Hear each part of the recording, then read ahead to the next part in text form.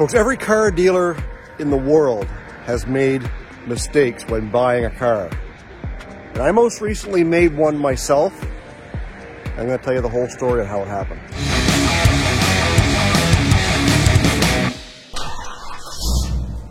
So just to give you guys a little bit of an update on how things are going here at the used car dealership. Well, I currently only have 3 cars on my lot. Let's take a look. I've got this 2011 Chevy Malibu, this 2015 Chevy Cruze, and this 2012 Ford Fusion. But having 3 cars is not all I have. I actually have about a dozen cars in my inventory. Let's take a look at those. So we've got this 2011 Dodge Grand Caravan. We've got this 2016 Ford Escape, 2002 Honda Accord, 2013 Chevy Cruze. We come over here, and yes, we still have the Camry. It's not necessarily for sale, but it's here. If somebody really wanted that and wanted to pay us enough money for it, they could certainly have it, and they'd have themselves a pretty reliable car. We've also got the 2012 Jeep over there. We've got this 2014 Toyota Corolla. And we've got the 2013 Ford Escape that we just recently put a turbo on. If you guys follow me on TikTok or Instagram, you'll know those reels and TikToks where, you know, we started up and, well, it was puffing smoke out the tailpipe. And anyways, we got that fixed with a brand new turbo, and this one is just about ready to hit the lot itself. We've also got the 2010 Ford Fusion over next door at the detail shop getting cleaned up. And right now, my mom is currently driving a 2016 Santa Fe. So that makes a baker's dozen. 13 vehicles that we have in our inventory, only 3 of them are ready for the lot. Part and parcel to the fact that our shop is super busy right now doing winter tire changeovers. People, we are in Canada, we get lots of snow, so snow tires are a big thing here. And it's that time of year, twice a year, the spring and the fall. Late fall, we get people changing over their winter tires to their winter tires so that they can be ready for the season, and that binds us up in the shop literally for about 5 to 6 weeks twice a year. So the shop is busy, which is great. Dad and Tim are keeping busy pretty much full time. Wait for that truck to go by. And that's why we're having an awful hard time keeping our own vehicles and prepping our own vehicles for the lot is because we are so busy in the shop. Sickness has kind of made its way through our shop. My wife and I were down with COVID last week. My mechanic Tim had a little bout of something there over the weekend. Dad surprisingly has not come down with anything, so fingers crossed. You know, we've each had a few days off here and there and just trying to play catch up. So when you have a full day's worth of work, somebody has to fill that gap if someone else doesn't show up to work. Anyways, the whole point of this video is to admit my mistakes as a car dealer. Even with almost 15 years experience doing this, I still make mistakes once in a while. And sometimes you take for granted the tools that you have available to you. Back in early August, I purchased this 2012 Jeep Compass. And the reason why I bought it was, if you look at the ads, I'm going to post some pictures up here from the auction. It's a 2012, and it only has, or it was advertised as 142,000 kilometers, which is less than 100,000 miles on a 10-year-old car. It had a few issues. So when we bought it, you know, I'm not going to be afraid to tell you what we paid for it. We paid $47.50 for it. It was a low mileage, 10-year-old car, and the write-up had a few things that we figured, well, we can probably fix that up. We're going to walk around this thing. I'm going to pick apart all the things that we know about this car and a lot of the things that were basically described in the description of the auction. So we basically walk around it. Looks not that bad at first glance. Tires are much to be desired. The front ones are pretty well beat. The back ones are, well, they're fair, but they're scalloped. They're a little bit noisy. And it's got a little bit of rust on it, stuff that we can probably touch up that we've never let it bother us before. So we've got a little spot there on the fender. We've got one down here on this fender. That one looks a little more serious. We come around to the leading edge of the hood and the side edge. Look, we got blisters all down here. This whole front edge, big blister there, all across the front here. We get down to this side over here, and this fender's quite a bit worse. You know, we look at it, it's blistered, it's actually pulled down here. And when we get underneath, the subframe in the rear is bad.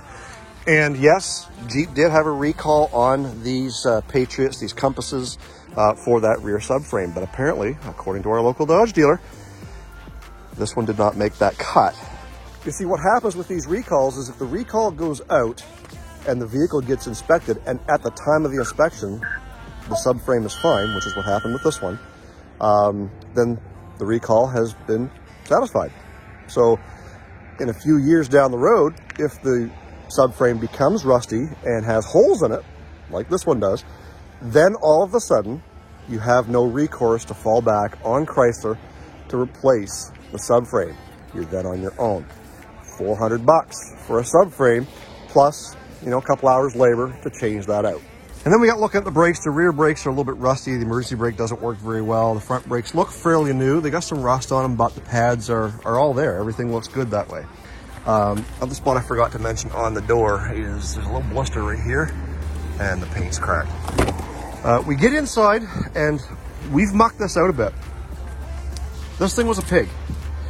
We've got, you know, seat wear here. I mean, this is only supposed to be 142,000 kilometer or about a 85,000 mile car, and the seat's like that.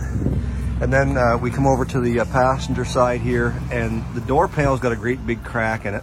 We taped that up because it had about 10 layers of duct tape on it. You know, we get inside, and you know, the mileage pops up there, 141,000 or whatever. Vehicle starts up just fine, no issues there. Does have a check engine light on, but that was it. And it's got a growl in the back for a wheel bearing. So it does have the big screen with the nav, but for some reason it needs a map update. I guess we could probably do that, no big deal. Everything that we found with this vehicle is something that we can fix. At least we thought so. But what ended up happening was we ended up not doing anything with it again. As I mentioned at the beginning of the video, we've been so busy, even back in August, we had been busy doing a lot of other things. And we bought 2 of these Jeeps on the same day. This particular one was worse for wear, needed a lot more work, so we just set it aside.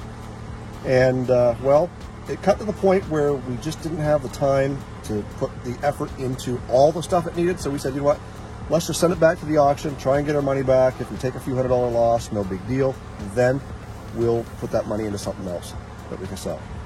Well, that's where it all began. I'm gonna go inside because it's cold out here, and then I'll tell you the story of how I made my mistake. So we send this thing off to the auction, and on the first week, we get a few bids, not enough. I told you we paid $47.50 for this thing. I was hoping to get $5,500, that's the reserve that I put on it, just so that I could cover my costs of the buying fees when I bought it, the transportation cost of not just getting it home, but getting it back to the auction, and maybe I would make a couple of dollars, knowing full well I probably wouldn't. It was a bargaining step, it was a place to start, so that if somebody come up and said maybe, oh, they go 4, I'd come down from 55 maybe to 5, they'd come up a little bit, we'd meet happily in the middle, both parties are happy. So we go and we send it to the auction. That went on for about, I don't know, 2 or 3 weeks. We started getting bids, and the bids kept getting lower and lower. Of course, that's what happens when a vehicle sits at the auction for too long. The same people see it and realize that, well, it's just not selling. What's wrong with it? So finally we decide, you know what, we're gonna let it go 1 more week. If it doesn't sell, we'll bring it home. Well, didn't we get a bid? A top bid of $4,700. So I was happy with that. I let it go for $4,700, and the buyer decided he wanted to send it out for a PSI, a post-sale inspection. And I had no problem letting it go for a post-sale inspection because we had just had one done. And other than the fact they pointed out that a wheel bearing was bad, mechanically, I was okay. I knew that that was probably going to be a part of what the post-sale inspection had come up with just, you know, several weeks before. And we haven't even driven the vehicle other than getting it from the auction to where we are, about 90 miles. So it went out, passed post-sale inspection, again, with the exception of the wheel bearing. But yet the customer decided he was going to cancel the sale anyway because there was a discrepancy in the Carfax report. And I was like, Carfax. So I'm going to start flashing up pictures of the Carfax here. I did some investigating on the previous sale when we bought it, and I was able to find the ad. And here it is. It says, clean Carfax. I never thought any more of it. And as we're scrolling down through, it gives you a very good description of what the vehicle has wrong with it visually, which is what the auction does. The auction doesn't tear things apart. They just go over it visually. And that's where the post-sale inspection comes from. That after you buy it or commit to buying it, you send it out for a post-sale to make sure there's no issues there. And the rules of a post-sale inspection are that you are on your own. You pay for the inspection, usually it's about $100, and whatever they find, they find. If they find a repair that is $750 or more, then you have negotiating power to go back to the seller and say, can you help me out? Well, in this particular case, that didn't happen. There was nothing to negotiate except for this. This is where I got caught that the current potential buyer did his due diligence. I checked the Carfax report. I did not verify the mileage on the Carfax report. See, it was showing 200 and change. Whereas at the auction, they were advertising it as a 141,000 kilometer Jeep. Now, normally, under normal circumstances, if there is a mileage discrepancy between the Carfax and the actual mileage showing, they will declare that on the block. They'll say, declarations, it may have been in an accident for this much dollars. TMU, true mileage unknown. Whatever those declarations may be. Check engine light's on, it's being sold with the check engine light on, whatever. That declaration of the mileage discrepancy was not declared. I have no leg to fall back on. I bought this thing way back in August. I'm selling it now in late November, and I've been had. You see, I paid the price of a 12 Jeep with 142,000 or 141,000 kilometers. I'm now sitting on a Jeep that has 200 and change thousand kilometers. That devalues that Jeep significantly. So not only did I overpay for it, I now still have a ton of repairs to do to it before I can sell it. See, the inspection sticker is expired. It needs to be inspected again before it can even be driven on the road. Subframe, brakes, tires, the nav system, getting the seat and the door panel fixed. All the rust issues around the outside, the cosmetic stuff, the hood, the fenders, the bottoms of the door, all that stuff has to now be looked after at my expense if I want to sell it and hope to maybe break even or even make a couple of dollars. And the reason why I feel like it was my mistake and not the mistake of the auction is because buyer beware when you buy from a wholesale auction. You're taking a chance just like anybody else who's buying a car on the side of the road. There's no guarantees. I was supposed to do my due diligence by checking that Carfax report, and I did not. I glanced it, but I didn't verify the mileage. And lesson learned, in the almost 15 years that I've been doing this, I am now going to make sure every time I check a vehicle, whether it says clean Carfax or not, I'm going to verify that mileage and compare it to the sale.